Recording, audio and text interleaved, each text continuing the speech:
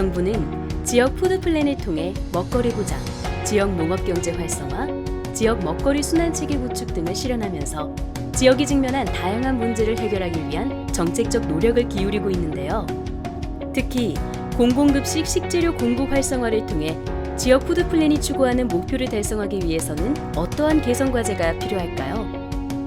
이를 위해 먼저 공공급식과 공공급식 식재료 공급에 관한 실태를 파악해 보았습니다. 주요 식재료 공급 주체인 민간 공급업체와 공공급식 식재료 지원센터를 중심으로 식재료 공급 실태와 경로를 파악한 결과 식재료 공급은 일반적으로 공급업체 선정, 계약, 식재료 수발주와 배송, 검수 과정을 거쳐서 이루어지고 있었습니다. 공급 과정과 절차는 급식기관별로 차이가 없었으나 업체 선정 및 계약 등의 세부 방식은 차이가 있었습니다.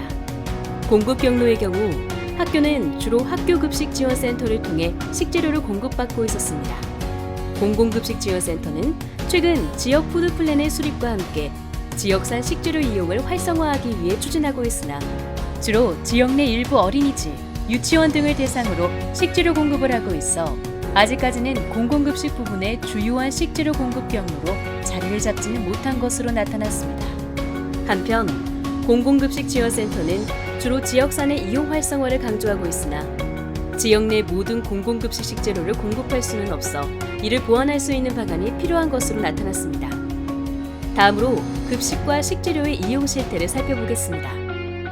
어린이집, 유치원, 사회복지시설 대부분이 급식을 시설 내에서 단독으로 조리하는 반면 유치원의 경우 병설 유치원으로 인해 초등학교 급식과 연계된 공동조리 비중이 상대적으로 높았습니다.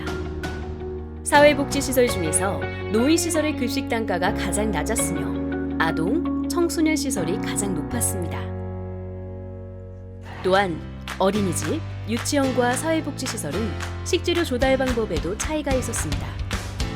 친환경 식재료 이용률은 어린이집, 유치원 대비 사회복지시설이 36% 낮게 나타났으며 지역산 식재료 이용률은 50% 정도여서 친환경 및 지역산 식재료 이용을 확대하기 위해서 추가적인 노력이 필요한 것으로 나타났습니다.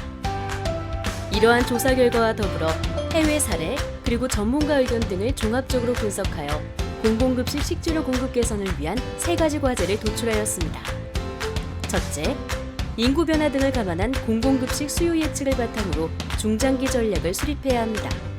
특히 노인 대상 시설에 대한 중장기 대응 전략이 요구되며 지역별 식재료 공급 체계 구축과 기존 시설과의 연계 방안이 필요합니다. 또한 정책 대상 우선순위는 다양한 유형을 고려하여 결정되어야 합니다. 둘째, 식재료의 효율적 공급과 품질 제고를 지원하기 위한 시스템 구축이 필요합니다. 먼저 공공급식 지원센터의 운영 지원을 위한 공공급식 식재료 통합관리 시스템의 도입과 식재료 안전, 품질 관리 지원을 비롯해 식재료의 효율적인 공급을 위한 제도 도입이 고려되어야 합니다. 또한 지역산 식재료를 편리하게 이용할 수 있도록 하는 지역 연계 활성화 플랫폼과 생산자와 공급업체의 정보를 제공하는 거래 플랫폼 개발도 고려할 수 있습니다. 셋째, 이해관계자들의 자율적 실천 기반을 구축해야 합니다. 우수 식재료의 자율적인 수요가 발생되도록 우수 식재료 이용 급식시설 인증제 도입이 필요하며 식재료 공급 구매 과정에 필요한 식재료 구매 가이드라인 작성 제공도 고려할 수 있습니다. 그 밖에도 생산, 공급, 소비 주체별 교육 프로그램을 통해 공공급식 정책에 대한 필요성과 이해를 돕고 정책이 추구하는 다양한 가치들을 실천할 수 있도록 해야 합니다.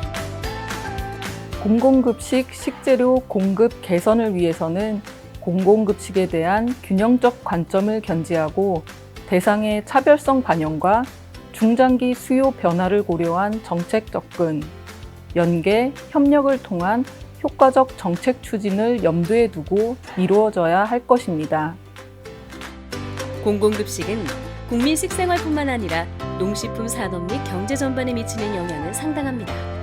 이러한 공공급식에 있어 지역 푸드 시스템에 기반한 식재료 공급을 확대하기 위해 기존의 정책을 보완하고 지역이 당면한 문제들을 해결해 나가야 할 것입니다.